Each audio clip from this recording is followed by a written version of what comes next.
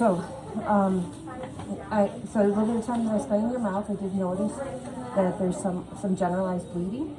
Oh, is there? Yeah, and what we know about bleeding is that if you're bleeding, there's infection. Oh. And a lot of people do bleed, but there are some things that you can do that might be able to help reduce that bleeding.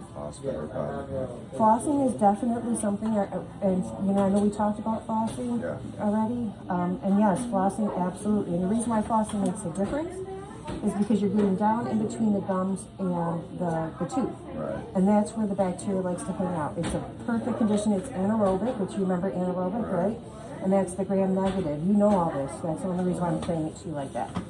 And so it's a perfect condition for bacteria. And every time you put that floss down in there, it disrupts it. And it stops it from colonizing and growing and becoming a problem. So that's why flossing is such a good thing to do. And even just, if you just said, I'm going to try to do it like twice a week. Start doing, figure out a small goal for yourself. About where I'm at, but I use the U flossers and I'm wondering if they're even good enough. Well, okay, so any hygienist is going to have their own opinion. Right. And the hygienist I value says that she doesn't think they're as good, but she said they're better than not flossing. Yeah, that's true. And they are convenient. Use them daily. It does pull food out for sure. Right. And so, okay, so if you're doing it twice a week, then maybe say I'm going to try to do it 4 times a week. And just take some baby steps. So, and the other thing is like most people know how to brush your teeth, but I'm just going to show you, okay? It's called the modified bass technique, and you're going to have an angled brush, and you can see how now I can get in that gum area. You know what I mean?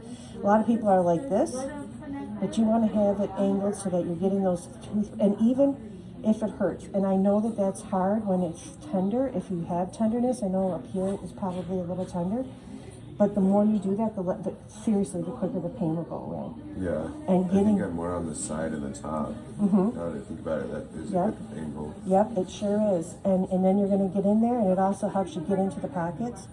Are you using a manual brush or we talked about manual it? one, Manual. I don't like the Sonicare brush, but I mean, I'm sure it's better. I really love my electric toothbrush.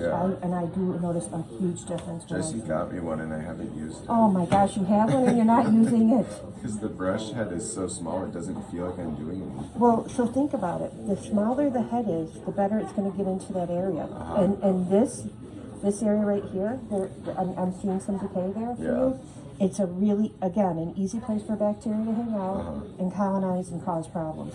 So the smaller brush allows you to actually get into the areas. You should. Yeah. I think you'll like it once you get used to it. And there's all, they have all the different settings now. So you can pick a speed that works best. And last time we talked about this, I was going to start using it last time because I brushed too hard. Yes, and then it warns you when you're brushing too hard and everything. It stopped Martin from brushing too hard. Really? Yeah, and I'm going to give you some toothpaste. I think before you leave, I'll give you, I know, but wait a minute, you're using the Sensodyne, aren't you? I use the Pronamel from Costco. Yes. The Pronamel is actually Sensodyne too.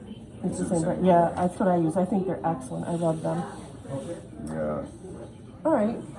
So you think that those are reasonable adjustments to make? Yeah, awesome. Especially, that's a good tip with the kind of angled brush. Yeah. So I think I'm just like on the side and then on the top. So. And the really cool thing about making these changes here is you seriously see the changes. I made adjustments based on what I saw last semester, and my oral health has really improved significantly. Yeah, so I mean that's the really rewarding thing is it is definitely something not like dieting that you have to do for 10 years before you see anything.